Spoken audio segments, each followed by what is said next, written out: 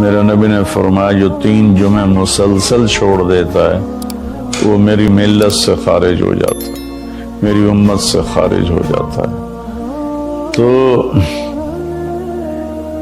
میں اپیل کروں گا ان بہن بھائیوں سے جو نماز میں سستی کرتے ہیں، کم از کم جمعہ ضرور پڑھ لیا کریں۔ عورتوں پہ جمعہ فرض نہیں ہے، مردوں پہ فرض ہے۔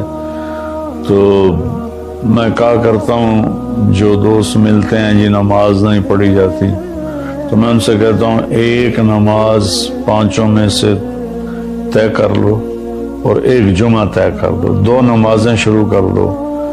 جس نے بھی اس پہ عمل کیا وہ 5 وقت کا نمازی بن گیا۔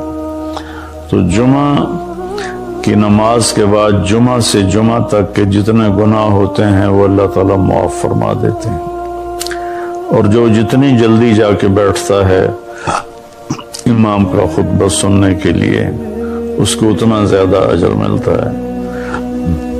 تو آج رمضان کا پہلا جمعہ ہے کہ ہم اس کا اہتمام کریں۔ رمضان المبارک میں جنگ بدر ہوئی، 17 رمضان جمعے کا دن، اور اللہ نے قیامت کو بھی جو قائم کرنا ہے جمعے کا دن۔ تو ہر دن اللہ کی بارگاہ میں بابرکت ہوتا ہے اگر ہم اس میں اللہ کی مان کے چل رہے ہیں، اور رمضان شریف میں خاص طور پر، اور پھر جمعہ ہو تو خاص طور پر اس میں ہم اپنے عبادت کو بڑھائیں۔ درود شریف جمعے کے دن کا مبارک عمل ہے کثرت سے درود شریف پڑھنا، اور 300 دفعہ جو درود شریف پڑھ لیتا ہے وہ کثرت میں شمار ہو جاتا ہے، اوپر کی کوئی حد انتہا نہیں ہے۔ ہمارے ایک رشتہ دار تھے، وہ انتقال ہو گیا، اللہ ان کو درجے بلند کرے۔ وہ روزانہ ایک دن میں 10,000 دفعہ درود شریف پڑھا کرتے تھے، ہر وقت تسبیح ان کے ہاتھ میں ہوتی تھی، اور روزانہ 10,000 دفعہ درود شریف پڑھا کرتے تھے۔ تو میرے بہن بھائیوں، میرے عزیزوں، اللہ تعالیٰ نے ہمیں ہر نماز کی بڑی اہمیت بتائی ہے، ہر نماز کی، لیکن خاص طور پر جمعے کی بڑی فضیلت ہے، اور جمعہ بھی رمضان المبارک کا ہو تو اور زیادہ وہ باعث برکت ہے، قابل رحمت ہے۔ تو روزے کا بھی اہتمام ہو اور ساری نمازوں کا اہتمام فرمائیں، کوئی با جماعت پڑھنے کی کوشش کریں، کوئی جماعت سے رہ جائے تو پھر اس کو چھوڑیں نہیں، اسے ضرور پڑھ لیں، کہ نماز کی اللہ تعالیٰ نے جتنی تاکید قرآن میں کی ہے اور کسی کی اتنی تاکید نہیں کی۔ اور اللہ تعالیٰ نے 10 دفعہ اقیم الصلاۃ اقیم الصلاۃ اقیم الصلاۃ وآتوا الزکاۃ، تو 10-12 دفعہ اللہ نے قرآن میں براہ راست حکم کیا اقیم الصلاۃ وآتوا الزکاۃ۔ اور ادھر اللہ پاک کی رحمت کے دروازے کھلے ہوئے ہیں، اللہ کا عرش پہلے آسمان پر ہے، جنت کے دروازے کھل چکے ہیں، جہنم کے دروازے بند ہو چکے ہیں۔ اور میرے نبی کا فرمان ہے کہ اگر میری امت کو پتہ چل جائے رمضان کیا ہے تو تمنا کریں گے کہ سارا سال ہی رمضان ہو، اتنی اللہ کی رحمت ہوتی۔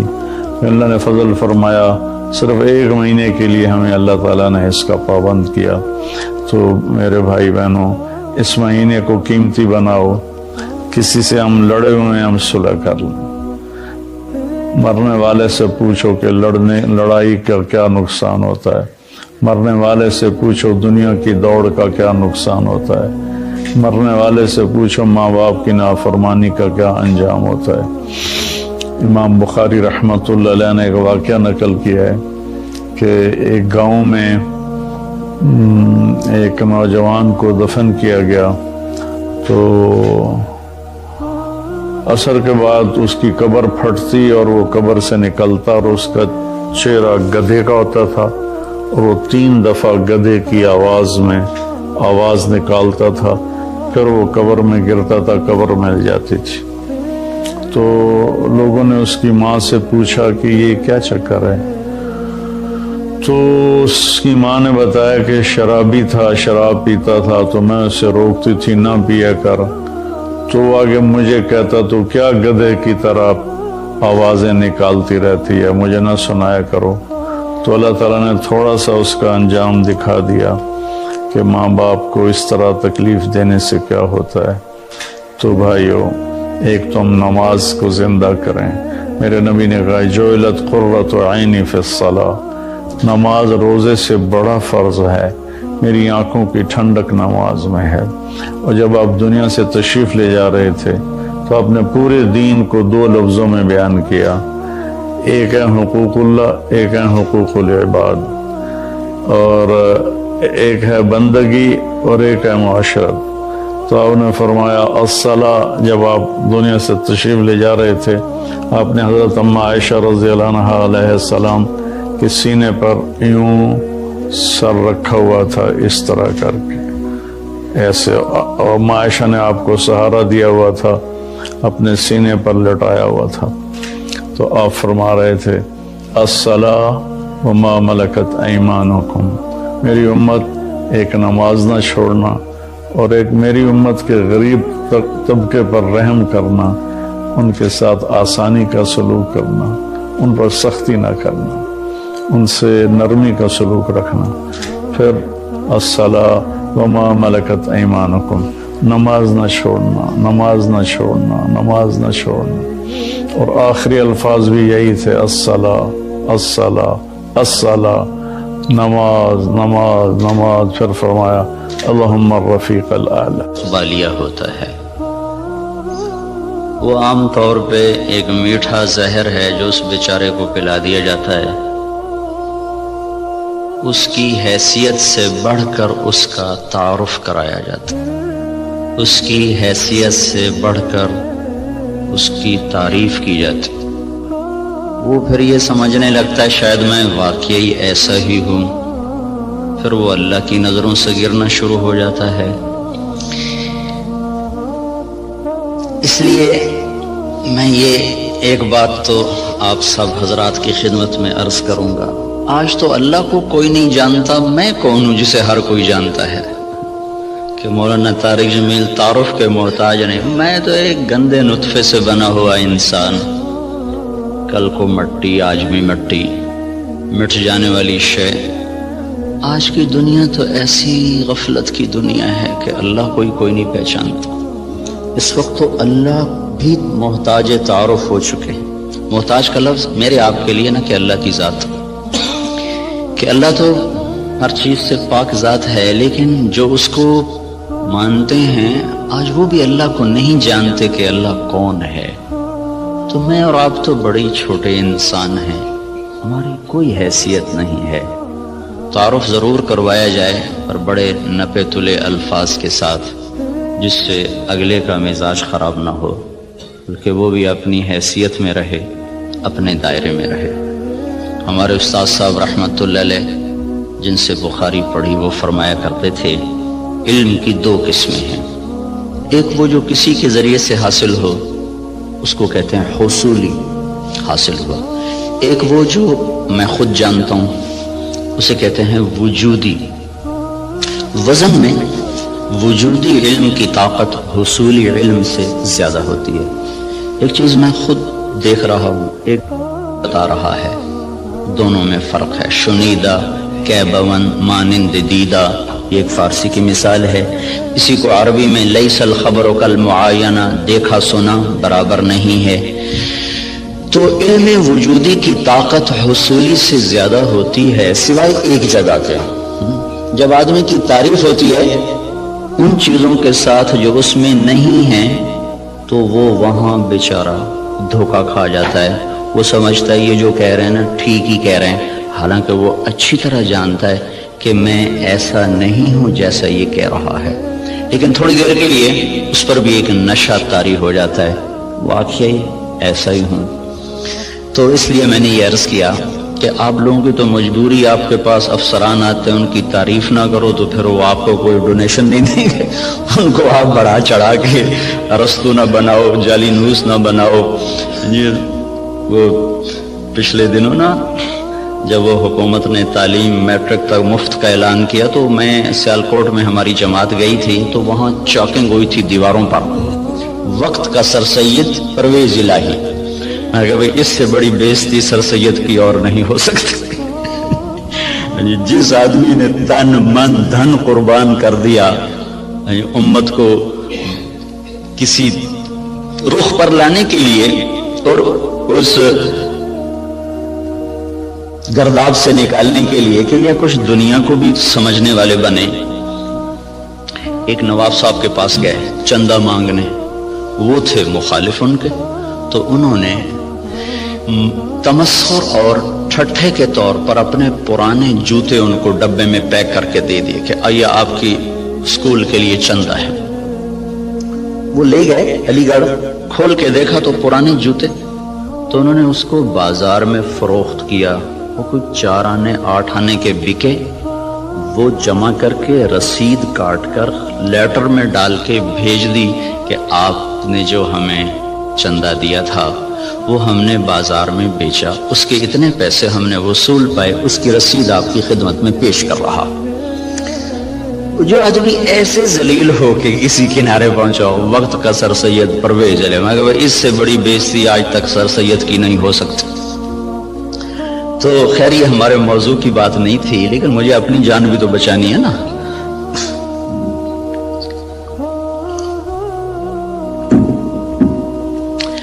اللہ تبارک و تعالیٰ نے ہمیں ایک ذہن دیا ہے،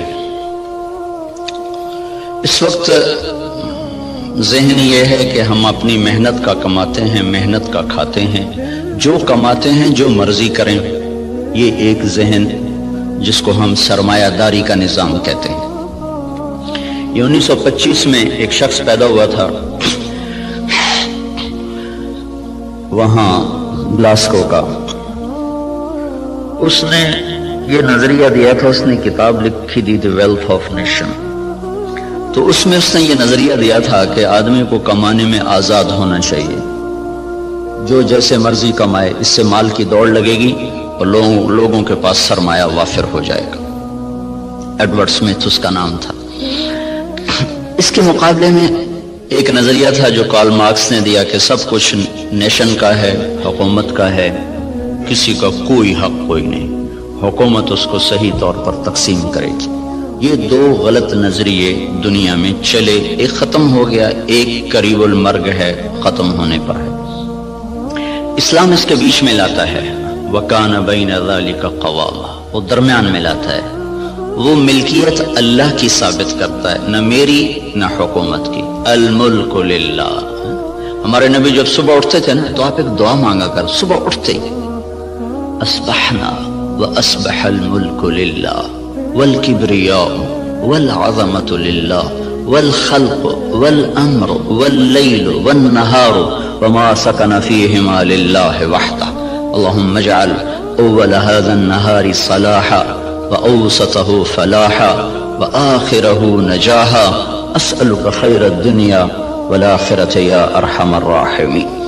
ہمارے نبی نے جو ہمیں دعائیں سکھائی ہیں وہ بھی معجزات نبوت میں سے ہیں کہ اتنے خوبصورت اسلوب میں اللہ سے بات کرنا اور مختصر کلمات میں سب کچھ مانگ لینا، یہ صرف نبی سکھا سکتا ہے اور کوئی نہیں سکھا سکتا۔ تو صبح اٹھتے ہی کیا اعتراف عبودیت ہے، عبدیت ہے، اصبحنا واصبح الملک للہ، میرے رب ساری کائنات جس پر دن چڑھ رہا ہے وہ تیری ہی ہے، ساری عظمتیں جلال و کبریا وہ تیرے لیے ہے، ساری مخلوق سارا کچھ وہ تیرا ہی ہے، زمین آسمان جو اس کے درمیان ہے وہ سب کچھ تیرا ہے۔ جب سب کچھ تیرا ہے میں تیرا محتاج بن کر تجھ سے سوال کرتا ہوں، یا اللہ اس دن کا اول وہ فلاح بنا دے اور اس کے درمیان کو صلاح بنا دے، اس کے آخر کو نجات بنا دے۔ یہ تصور ہمیں اللہ کی طرف سے ملا ہے کہ جو کچھ میرے پاس ہے وہ بطور استحقاق نہیں، بطور امتحان ہے۔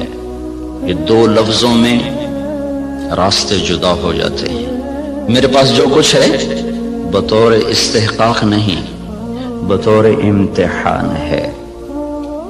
جو کچھ ملا، جس کو ملا،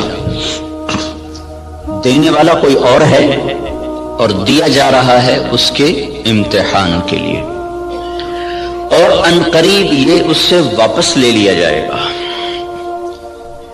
اور پھر اس کو ایک بہت بڑی عدالت میں پیش کیا جائے گا، پھر وہاں اس کے اچھے اور برے اعمال کو تولا جائے گا، پھر اس پر یا ہمیشہ کے لیے جنت کا فیصلہ ہوگا یا ہمیشہ کے عذاب اور جہنم کا فیصلہ ہوگا۔ ہمیں یہ بنیاد دی گئی ہے، ہم اس پر اپنی زندگی کی عمارت کو تعمیر کرتے ہیں۔ وہ بادشاہ وقت بھی ہے، تو اگر وہ دین کو سمجھتا ہے تو وہ کبھی یہ دعویٰ نہیں کرے گا کہ ملک میرا ہے۔ یہ دعویٰ فرعونی ذہن کے لوگ کرتے ہیں، الیس لی ملک مصر وہذہ الانہار تجری من تحتی افلا تبصرون، مصر میرا ہے، نہریں میری ہیں، میں جو چاہے مرضی کروں۔ اس کے بدلے میں جس کو اللہ تعالیٰ ایمان کی دولت دیتا ہے وہ کہتا ہے ملک اللہ کا ہے، میں تو امانت دار ہوں، حکومت اللہ کی ہے، میں تو امانت دار ہوں، میں تو اس میں خیانت نہیں کر سکتا۔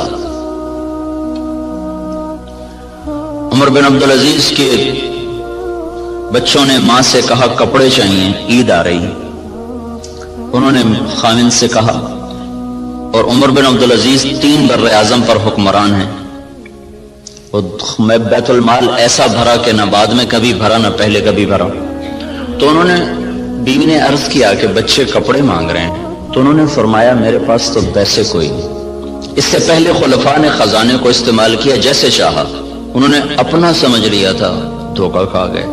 ایک ایمان والا آیا، اللہ سے ڈرنے والا آیا، اس نے کہا الملک للہ، کہا فاطمہ یہ تو دولت میری نہیں ہے، یہ تو امانت ہے، میرے پاس پیسے نہیں، میں کپڑے کہاں سے لے کر دوں؟ بیوی نے کہا اگلے مہینے کی تنخواہ ایڈوانس لو، میں اس سے کپڑے سی لوں گی، روٹی کا خرچہ میں گھر بیٹھے مزدوری کر کے نکال لوں گی۔ چلنے گئے، ہاں یہ میں کر سکتا ہوں۔ تو انہوں نے اپنے خزانچی کو بلا کے فرمایا کہ ہمیں اگلے مہینے کا خرچہ، اگلے مہینے کی تنخواہ ہمیں ایڈوانس دے دی جائے۔ تو خزانچی نے کہا اب مجھے اگلا مہینہ زندہ رہنے کی ضمانت دے دے، میں آپ کو تنخواہ دے دیتا ہوں۔ تو وہ چپ کر کے واپس آ گئے اور اپنی بیوی سے کہا فاطمہ، یہ فاطمہ عبد الملک کی بیٹی ہے، یہ عورت دنیاوی نسبت کے لحاظ سے اس جیسی معزز خاتون دنیا میں آج تک نہیں آئی، آئندہ کوئی آئے جائے تو پتہ نہیں، آج تک دنیاوی نسبت کے لحاظ سے اس خاتون جیسی کوئی عورت نہیں پیدا ہوئی۔ اس کا دادا بادشاہ تھا، اس کا باپ عبد الملک بادشاہ تھا، اس کے 4 بھائی ولید، سلیمان، یزید، ہشام، چاروں بادشاہ بنے، اس کا خامد عمر بن عبدالعزیز وہ بادشاہ بنا۔ یہ عورت 7 نسبتوں سے شہزادی تھی، دادے سے لے کر باپ، 4 بھائی، خامد، ایسی نسبت کی عورت آج تک نہیں پیدا ہوئی۔ اسے فرمایا فاطمہ بچوں سے کہہ دو کہ تمہارا باپ کپڑے لے کے نہیں دے سکتا، الملک للہ، ملک اللہ کا ہے۔ جب عید ملنے کے لیے خاندان کے لوگ آئے، بنو امیہ بڑے زوردار لوگ گزرے ہیں، تو جب لوگ آئے تو خاندان کے لوگ آئے تو بچے بھی ملنے کے لیے آئے، تو ان کے وہی خستہ حال کپڑے تھے۔ تو عمر کہنے لگے بیٹو تمہیں آج صدمہ تو ہوگا کہ تمہارے باپ نے تمہیں کپڑے لے کر نہیں دیے، اور آج تم اوروں کے سامنے کھڑے ہونے میں کچھ سبکی محسوس کر رہے ہو۔ تو ان کے بیٹے نے کہا عبد الملک نے کہ نہیں ابا جان، آج ہم عزت محسوس کر رہے ہیں کہ ہمارے باپ نے خیانت نہیں کی، ہم آج عزت محسوس کر رہے ہیں، ہمارے باپ نے خیانت نہیں کی۔ تو یہ نظریہ اسلام ہے کہ ملک اللہ کا ہے، جو کچھ دیتا ہے اللہ دیتا ہے، اور وہ بطور امتحان دیتا ہے، اور ہم اس میں امین ہیں، ہم اس میں امین ہیں، اور اس کو ہم ایسے استعمال کریں گے جیسے اللہ چاہتا ہے۔ ہم اسے ایسے استعمال نہیں کر سکتے جس سے میرا اللہ ناراض ہو یا اللہ کا رسول ناراض ہو اور اس کے سامنے مجھے شرمندگی اٹھانی پڑے۔ اسی کو اس آیت میں بیان کیا گیا، افرأیتم ما تحرثون، یہ جو تم ریسرچ کر رہے ہو، انتم تزرعونہ ام نحن الزارعون، یہ تمہارا اللہ تمہیں راہیں سجاتا ہے کہ تم اپنی طاقت سے کرتے ہو۔ یہ وہی نظریہ کہ جو کچھ ہے اللہ کا، بھئی ہماری کوشش ہے، ہماری کوشش ہے اس کو برابر کرنے والا، اس کو پھل دینے والا وہ اللہ ہے۔ اَأَنْتُمْ تَزْرَعُونَهُ، بولو تم ہو یہ زراعت کرنے والے، ام نحن الزارعون، یا ہم ہیں زراعت کرنے والے۔ ان اللہ فالق الحب والنوا، کسی سائنسدان میں یہ طاقت ہے کہ زمین میں پڑے ہوئے دانے کو پھاڑ کے دکھا دے؟ کسی میں یہ طاقت ہے کہ وہ جڑوں کو اپنے حکم کے ساتھ چلانا شروع کرے، وہ تنے کو اپنی طاقت سے اٹھانا شروع کرے؟ کسی میں یہ طاقت ہے کہ وہ زمین کی رگوں سے غذا کو سمیٹ کر درخت کو پہنچائے اور پھر اس کے اندر رنگ بھرے، اس کے اندر ذائقے بھرے، اس کے اندر مٹھاس بھرے اور اس کے اندر تاثیرات کو بھرے، اس کے اوپر چھلکے کو لائے، کسی کو کاشوں میں بھر دے، کسی کو دانوں میں بھر دے، کسی کو میں گٹھلی بنا دے، کسی کو میں مٹھاس ڈال دے، کسی میں کھٹاس ڈال دے؟ تو آسمان والا دعویٰ کر رہا ہے لو نشاء لجعلناہ حطاما، میں چاہوں تو تمہاری کھڑی کھیتیوں میں سے پھل کھینچ دوں اور کھڑی کو بھوسا بنا دوں، فظلتم تفکہون، بیٹھے باتیں کرتے رہ جاؤ۔ انا لمغرمون، ارے قرضے چڑھ گئے بھائی، بل نحن محرومون، بلکہ سب کچھ ہی گیا، مول ہی گیا۔ تو یہ ہمیں نظریہ قرآن دیتا ہے کہ ہم جو کچھ کرتے ہیں وہ اللہ کی امانت ہے، تائید ربانی شامل حال ہے، اللہ کا ہم ساتھ ہے، تب یہ قدم ہمارے اٹھتے ہیں۔ اس نظریے والے کی تحقیق اور ریسرچ پر بھی وہی کچھ ہوتا ہے جو ایک کافر کی ریسرچ پر ہوتا ہے۔ تو فرق کیا ہے اس نظریے کے ساتھ ایوب ریسرچ آنا اور اللہ کے انکار کے ساتھ کسی لیبارٹری میں جانا؟ نتیجہ تو دونوں کو اللہ دے دیتا ہے، اس کو بھی دے دیتا ہے، اس کو بھی دے دیتا ہے۔ تو لیکن اس کا فرق کیا ہے؟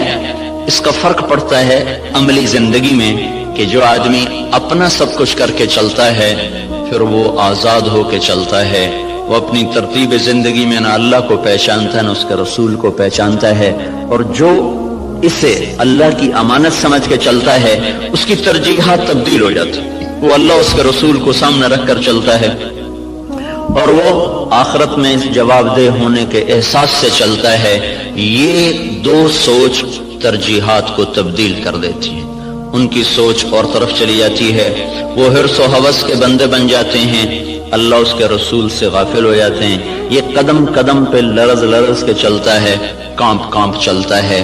یہ عملی زندگی میں پھر یہ نظریہ طاقتور بن کے انسانیت کو صحیح رخ پر لاتا ہے، جو آپ کے ڈاکٹر صاحب نے فرمایا کہ ہم ذلت و پستی کا شکار ہیں۔ وجہ دین سے دوری ہے، دین سے دوری کی وجہ نظریات کمزور ہو چکے ہیں، تصورات کی دنیا میں اللہ نہیں بس رہا، اللہ کا رسول نہیں بس رہا، جنت اور جہنم کا تصور موجود نہیں ہے، اس لیے قدم بہک گئے، راستوں سے بھٹک گئے، ترتیب ساری الٹی ہو کے رہ گئی۔ تو اللہ تعالیٰ ہمیں یہ ذہن دیتا ہے تم اگاتے ہو کہ اللہ اگاتا ہے۔ جہاں آپ کی ساری زراعت فیل ہو جائے، انس رضی اللہ تعالیٰ عنہ کو ان کی ماں لے کر آئیں، یا رسول اللہ آپ کا بچہ ہے، آپ کی خدمت کرے گا، اس کے لیے دعا کر دو۔ تو آپ نے فرمایا اللہم بارک لہو فی عمرہ و مالہ، اللہ اس کے مال میں عمر میں برکت دے دے۔ تو انس رضی اللہ عنہ فرمایا کرتے تھے کہ اللہ تعالیٰ نے مجھے اتنی زندگی دے دی کہ اب میں زندگی سے تنگ آ گیا، اللہ کے نبی نے لمبی عمر کی دعا دی۔ ساری دنیا میں کھجور کا پھل سال میں ایک دفعہ پھلتا ہے، کھجور کا درخت، لیکن انس رضی اللہ تعالیٰ عنہ کا باغ سال میں 2 دفعہ پھل دیتا تھا۔ وہ گرمی میں بھی پھل لیتا تھا، سردیوں میں بھی پھل لیتا تھا، نہ ٹیکنالوجی تھی، نہ سائنس، نہ کچھ، صرف اللہ کے نبی کی دعا تھی کہ یا اللہ اس کے رزق میں برکت عطا فرما۔ تو ان کے پھل سال میں 2 دفعہ آتے تھے۔ وہ کھجور تو ویسے ہی بہت دیر کے بعد پھل لیتی ہے۔ سلمان فارسی آئے کہ یا رسول اللہ آزادی تو ملی پر نہ ملنے کے برابر کا، کیوں؟ کہ وہ یہودی نے کہا ہے 100 پودے کھجور کے لگاؤ، جب وہ پھلدار ہو جائیں پھر تمہیں آزاد کروں گا۔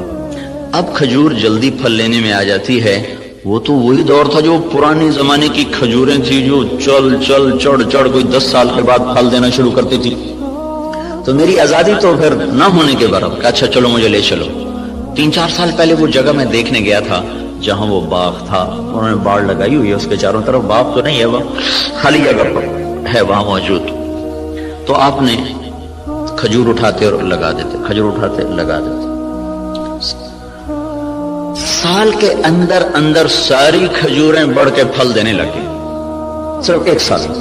ایک کھجور اٹک گئی. یا رسول اللہ, ایک کھجور نہیں اٹکی. کیا ہوا؟ تو حضرت عمر بولے یا رسول اللہ وہ میں نے لگائی تھی. کہ تیرا بھلا تو نے کیوں لگائی تھی؟ پھر آپ تشریف لے گئے, پھر آپ نے اپنے ہاتھ سے لگایا, سال کے اندر وہ پھلدار ہو گئی. اب یہاں ساری سائنس بھی فیل ہے, ٹیکنالوجی بھی فیل ہے. انتم تزرعونہ ام نحن الزارعون, تم اگاتے ہو کہ تمہارا اللہ اگاتا ہے, تم زراعت کرتے ہو کہ تمہارا اللہ کرتا ہے. زراعت کو پانی کے ساتھ جوڑا ہے تو اللہ تعالیٰ فرمایا افرأیتم الماء الذی تشربون انتم انزلتموه من المزن ام نحن المنزلون. یہ پانی تم بارش کا برساتے ہو کہ تمہارا اللہ برساتا ہے.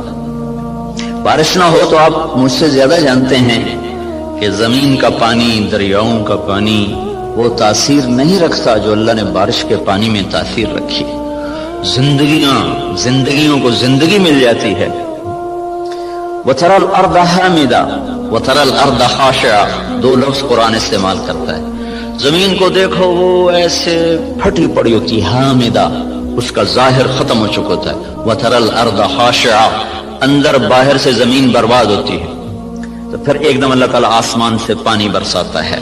جب آسمان سے پانی اترتا ہے اہتزت وربت وانبتت من کل زوج بہیج, تو بارش سے زمین وجد میں آ جاتی ہے, رقص میں آ جاتی ہے. اہتزت جیسے خوشی سے لوگ جھومنے لگتے ہیں, ایسے جب تمہارا رب آسمان سے بارش برساتا ہے تو زمین خوشی سے جھومنے لگتی ہے کہ اللہ تعالیٰ اس میں وہ کچھ اتارتا ہے جو انسان کے بس میں نہیں ہے. تو زراعت کے نیچے پانی کو اللہ تعالیٰ لے کر آئیں کہ یہ تم نے اتارا کہ تمہارے رب نے اتارا. لو نشاء جعلناہ اجاجا, اگر میں چاہوں تو دنیا کے سارے میٹھے پانی کو کڑوا کر دوں تو پھر کیا کرو گے؟ کہاں سے لاؤ گے پانی؟ تو آج کل تو ٹیکنالوجی کا دور ہے نا, کوئی کہہ سکتا ہے کہ ہم پلانٹ لگا لیں گے, میٹھا بنانا شروع کر دیں گے, پانی میٹھا شروع کر دیں گے. تو اسی ذہن کے لیے اللہ تعالیٰ نے ایک آیت اور اتاری ہوئی ہے, قل ارأیتم ان اصبح ماؤکم غورا فمن یاتیکم بماء معین. مجھے بتاؤ جب میں تمہارا پانی ہی ختم کر دوں تو کہاں سے لاؤ گے؟ ویسے ہی ختم کر دے. ان اصبح ماؤکم غورا, ایک قلعہ فتح نہیں ہو رہا تھا ملک شاہ کے زمانے میں, لمبا زمانہ گزر گیا, قلعہ نہیں فتح ہوا, پہاڑی پر تھا. ایک صبح اٹھے تو سارے شہر والوں نے سفید جھنڈے لہرائے ہوئے دروازے کھول دیے. کیا ہوا بھائی؟ رات کو نظام الملک جو وزیر تھا, وزارت کے لحاظ سے شہرت پانے والوں میں اسلامی تاریخ میں نظام الملک کا نام قیامت تک رہے گا. بہت اعلیٰ درجے کی صفات کا حامل اور ایسی وزارت کی کہ آج تک اس کی مثالیں دی جاتی ہیں. وہ سالار لشکر تھا. جب وہ تنگ آ گیا نا تو اس نے رات کو اٹھ کے دعا کی, یا اللہ ہم سے نہیں فتح ہو رہا, تو راستہ کھول دے. صبح قلعے کے دروازے کھول کے لوگ نیچے اتر آئے, کہا یہ ہم ہتھیار ڈالتے. کیا ہوا؟ کہ رات میں سارے شہر کا پانی خشک ہو گیا, ایک قطرہ پانی کوئی نہیں, ایک بوند پانی کوئی نہیں. دھس ان اصبح ماؤکم غورا, پانی کو دھسا دوں, کہاں سے لاؤ گے؟ اور دھنسے کو نکال دیں. حدیبیہ پر جب پہنچے 1400 آدمی, کنواں خشک, وہ پانی ختم. وہ تو حادثہ پیش آ گیا کہ انہوں نے اندر جانے سے روک دیا. وہ تو مکے جانے کی تیاری کر آئے تھے, راستے میں روک دیے گئے, پانی ختم ہو گیا. تو یا رسول اللہ پانی ختم ہے, کیا کریں؟ تو آپ نے کہا کوئی تھوڑا بہت ہو تو لاؤ. تو ایک آدمی تھوڑا سا پانی لے کر آیا, تو آپ نے منہ میں ڈال کے خشک کنویں میں کلی کی, تو کنویں کا پانی ابلتا ہوا باہر اٹھتے اوپر تک آ گیا. خشک کو اٹھا دیا, کھڑے کو دھنسا دیا.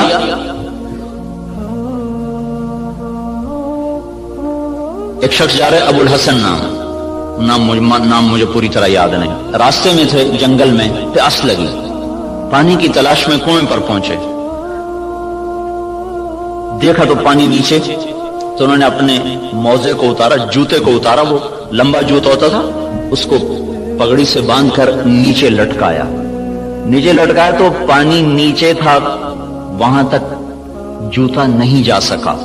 तब परेशान होकर बैठ गए, अब क्या करूं, प्यास से जान जा रही। इतने में कि हिरन दौड़ता हुआ आया, उसने आकर तेजी के साथ पहले यूं नीचे नजर दौड़ाई तो पानी बहुत नीचे, फिर सीधा ऐसे आसमान को देखा, ऐसे यूं देखना था कि पानी फव्वारा मारता हुआ मंडेर के साथ आके लग गया।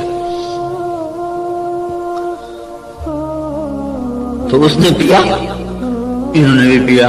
तो इनको दिल में ख्याल आया, ये क्या चक्कर है, ये जानवर इसके लिए इतना इकराम और मैं इंसान और ईमान वाला, मेरे लिए तो ये हुआ नहीं, जानवर के लिए जो हो गया।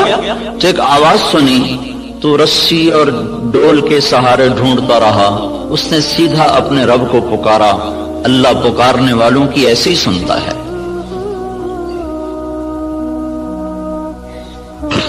तो ये चीज हमें एक रास्ता देती है कि हमारे सोच के, तहकीक के, तरतीब के अंदाज और हैं। अल्लाह ताला जिन चीजों को हमारे ऊपर लाजिम करेगा उन्हें हमें करना होगा। नमाज अजान के बाद भी डॉक्टर साहब दफ्तर में बैठे हों, रिसर्च कर रहे हों, तो ये सारी रिसर्च जहर हलाहल है। अब इसका इंसानी खिदमत से ताल्लुक खत्म हो चुका है। अल्लाह की निदा के बाद भी तहकीक चल रही हो, अल्लाह की सदा के बाद भी दफ्तर चल रहा हो, तो ये सारी बरकतें अपने साथ लेके चला जाएगा। अब हमारे लिए हुक्म है बंद अजान बाहर देने का हुक्म है। मस्जिद के अंदर अजान देना मकरूह है। बाहर बिलाल रज़ियल्लाहु तआला अन्हु मस्जिद के साथ एक कोठा था, एक साहबी का घर था, उसकी छत पे चढ़ के अजान दिया करते थे कि अजान बाहर की जिंदगी को मुअत्तल करने के लिए है और मस्जिद की जिंदगी को आबाद करने के लिए है। हय्या अला सलाह के बाद अब ना कोई दुकानदार, ना कोई ताजर, ना जमींदार, ना कोई मर्द, ना कोई औरत, जो जहां पर है उससे हुक्म है कि हाथ उठा ले और चले उस रब की तरफ जो कह रहा है हय्या अला सलाह, आओ नमाज की तरफ। यहां क्या मिलेगा? यहां तो हम बहुत कुछ काम कर रहे हैं, लोगों की खिदमत कर रहे हैं, रिसर्च कर रहे हैं, यहां क्या मिलेगा? तो इस सवाल का जवाब अगले दो जुमलों में दिया गया, हय्या अलल फलाह, आओ यहीं से कामयाबी मिलेगी। मैं चंद दिन पहले गया था, जरा यूनिवर्सिटी वाइन को किस्सा सुनाया था। इब्ने सीना रहमतुल्लाह अलैह, वो तिब की दुनिया में यानी नबी कहलाते हैं कि उन पर तिब का इल्हाम होता था।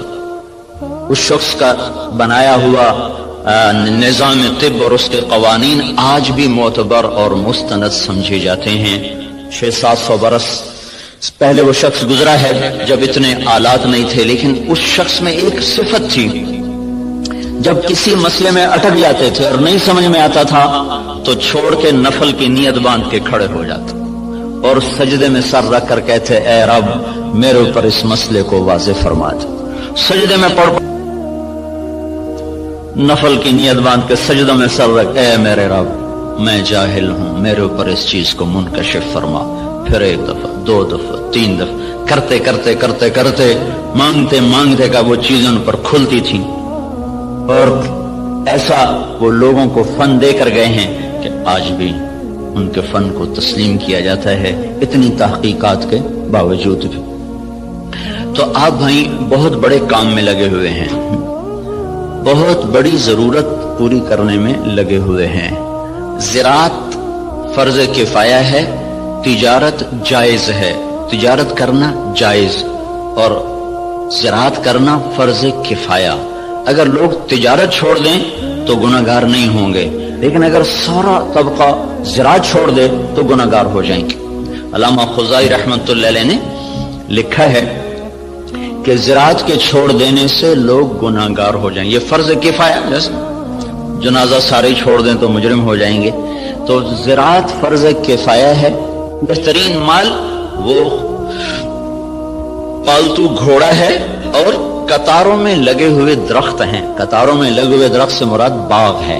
सबसे बेहतरीन रिस्क जो अल्लाह ताला किसी को देता है वो घोड़ा और बाग है।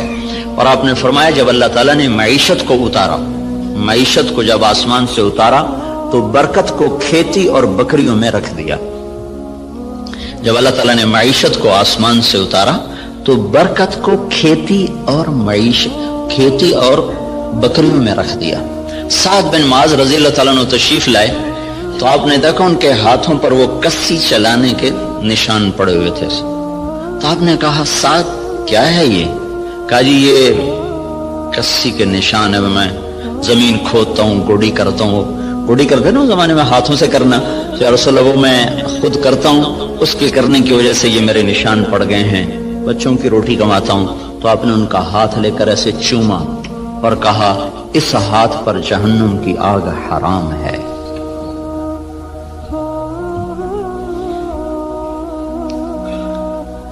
تو آپ ایک بہت بڑے شعبے سے منسلک ہیں جو، اور اللہ تعالیٰ کے محبوب صلی اللہ علیہ وسلم کو باغ بہت پسند ہے. آپ اکثر جا کر انصار مدینہ کے باغ میں بیٹھا کرتے تھے. معاویہ رضی اللہ تعالیٰ عنہ سے کسی نے پوچھا، ایک بدو سے پوچھا تجھے کون سا مال پسند ہے؟ کہنے لگا چشمہ ہو عین خوارہ وعرض خرارہ، چشمہ ہو ابلتا ہوا، زمین ہو سرسبز، اور نعجۃ صفراء فی قطعۃ خضراء، یا بکریاں ہوں اور ساتھ سرسبز چراگاہ ہو، یا کھجوروں کا باغ ہو اور اس کی چھاؤں ہو. تو کہنے لگے اللہ کے بندے سونے چاندی کا تو نے ذکر ہی نہیں کیا. انہوں نے کہا امیر المومنین دفع کرو، یہ بھی کوئی چیز ہے، خرچ کرو تو ختم ہو جائیں، نہ کرو تو پتھر کی طرح پڑے رہیں. تو اللہ تعالیٰ کے محبوب صلی اللہ تعالی علیہ وسلم نے ان ہاتھوں کو چوما کہ ان پر جہنم کی آگ حرام ہے. اور معاویہ رضی اللہ تعالیٰ عنہ اتنی بڑی زراعت تھی کہ ان کے کھیت میں 5 لاکھ من گندم ہوتی تھی. جس زمانے میں یہ ایسی اقسام تیار نہیں ہوئی تھیں کہ جو ایکڑ میں 50 من ہو اور ایکڑ میں 60 من ہو. وہ ایک پرانی ہم نے بھی تھوڑی سی رکھی ہوئی ہے باپ دادے کی 591، وہ بس ہم اپنے کھانے کے لیے 2 ایکڑ کاش کر لیتے ہیں، 15-20 من ایک ایکڑ سے وہ ہوتی. یہ اقسام نہیں تھی اور اس کے باوجود 5 لاکھ من گندم ان کے فارم سے نکالی جاتی تھی. اور عمر رضی اللہ تعالیٰ عنہ جب خلیفہ بنے تو انہوں نے اپنے ساتھ تھوڑا بہت اپنا کام کرتے تھے. تو چلتے چلتے چلتے ان کی سالانہ جو آمدن تھی وہ 40,000 اونٹ تھے. 40,000 اونٹ عمر رضی اللہ تعالیٰ عنہ کے سارا سال وہ چراگاہوں میں چرتے رہتے تھے اور روزانہ 20 اونٹ ذبح کر کے مہمانوں کو کھلایا کرتے تھے. اور خود مہینے میں 1 دن گوشت کھاتے تھے، اپنی ذات کے لیے مہینے میں 1 دن گوشت، اور مہمانوں کے لیے روزانہ کا دستور تھا. 20 اونٹ روزانہ ذبح ہوتے تھے اور لوگوں کو کھلایا جاتا تھا. تو یہ تحقیق اور ریسرچ تو سب کچھ ہے اور بڑی جان بھی لگ رہی، اور خود ہم دیکھ رہے ہیں کہ ہماری 5 من کپاس ہوتی تھی اب وہی 30 من ہو رہی ہے، 35 من تک چلی جاتی ہے. ہماری 15-20 من گندم ہوتی تھی، وہ 60 من تک خود میرے اپنی زمین میں نکلی ہے. اوسط کے لحاظ سے تو نہیں، لیکن 2, 4, 10 ایکڑ ایسے ہر دفعہ دیکھے کہ 60 من تک گندم چلی گئی، 100 من تک مکی چلی گئی ہے. لیکن وہ جو ڈاکٹر صاحب نے بات کی تھی کہ ذلت تو ساتھ نہیں چھوڑ رہی، وہ تو اسی طرح چھائی ہوئی ہے. اتنی فراوانی کے باوجود ذلت سروں سے جا ہی نہیں رہی کہ اس کے لیے ایک اور نظام ہے، اس کے لیے اور اسباب ہیں. اس ریسرچ و تحقیق و تدقیق کے ساتھ ایک نظام اور ہے، وہ ہے اللہ اس کے رسول کی پسندیدہ ترتیب زندگی کو بھی سیکھنا اور اس کو بھی اپنی زندگی میں شامل کرنا اور اس کو لے کر ساری دنیا میں پھرنا. اس امت کا جو کام ہے وہ ساری دنیا کے انسانوں کو اللہ کا تعارف کروانا اور اللہ کے دین کی طرف بلانا ہے. وہ پہلو ہمارا بالکل خالی ہو گیا ہے. میں مکہ میں تھا تو مجھے ایک ملے، اس کے PhD تھے ارضیات کے. ایک جگہ کھانے پہ ان سے ملاقات، وہ مجھ سے کہنے لگے آپ کے پاکستان کی جو زمین ہے ساری دنیا میں ایسی زمین کسی ملک کے پاس نہیں ہے جو اللہ تعالیٰ نے قدرتی اس کے اندر صفات رکھی ہیں، دنیا کے کسی خطے میں یہ صفات موجود نہیں۔ میں نے کہا آپ کی بات درست ہے، لیکن ایک اور ہمیں وائرس لگ گیا ہے جس نے ہماری ہر شے کو برباد کر دیا ہے، وہ بددیانتی اور خیانت کا وائرس ہے جو جان نہیں چھوڑ رہا۔ امریکن سنڈی بھی مر گئی اور کپاس کے وائرس کا بھی علاج ہوگا۔ تو بیوٹی کپاس میں نے اس دفعہ 10 ایکڑ کاشت کی تجربے کے طور پر، جس پر سنڈی ویسے ہی نہیں آئی، وہ نہیں آئی، ہم نے 10 ایکڑ کاشت کیا تجربے کے طور پر، اس پر سارے سیزن میں کوئی سنڈی کا اٹیک نہیں ہوا سوائے لشکری سنڈی کے۔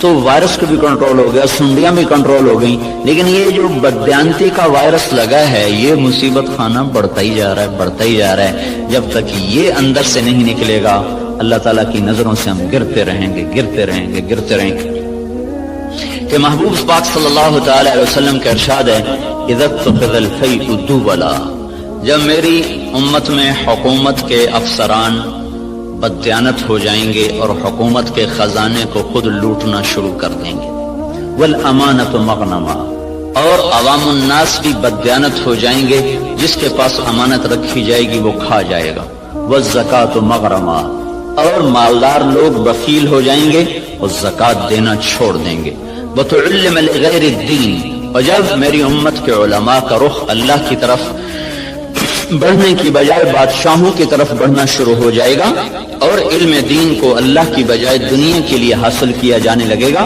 وَأَطَاعَ الرَّجُلُ زَوْجَتَهُ، اور لوگ بیویوں کے فرما بردار ہو جائیں گے، وَعَقَّ أُمَّهُ، اور ماؤں کے نافرمان ہو جائیں گے، اور ادنا صدیقہ، دوست کو دیکھ کر باہیں پھیلا کر گلے سے لگائیں گے، وَأَقْصَى أَبَاهُ، باپ کو دیکھ کر ان کو دھکا دے کے راستے سے ہٹا دیں گے، وَصَادَ الْقَبِيلَةَ فَاسِقُهُمْ، قبیلے کا سردار نافرمان ہوگا، وَأُكْرِمَ الرَّجُلُ مَخَافَةَ شَرِّهِ، ایک دوسرے کو اکرام کر کے بھی آپس میں بغض رکھا ہوا ہوگا، مسکرا کر بھی ملنا ہوگا، اندر میں نفرت بھی ہوگی، ایک دوسرے کے شر سے بچنے کی ہر ایک کی نیت ہوگی، وَكَانَ رَئِيسُ الْقَوْمِ أَرْذَلَهُمْ، بڑے بڑے کلیدی عہدوں پر نکمے لوگوں کو بٹھا دیا جائے گا، نااہل لوگوں کو بٹھا دیا جائے گا، وارتفعت الاصوات فی المساجد، مسجدوں میں لڑائیاں شروع ہو جائیں گی اور فرقہ واریت کی آگ بھڑک اٹھے گی، وظہرت القینات والمعازف، اور گانے والیاں معزز اور محترم ہو جائیں گی اور گانے والیاں عام ہو جائیں گی، اور موسیقی چاروں طرف پھیل جائے گی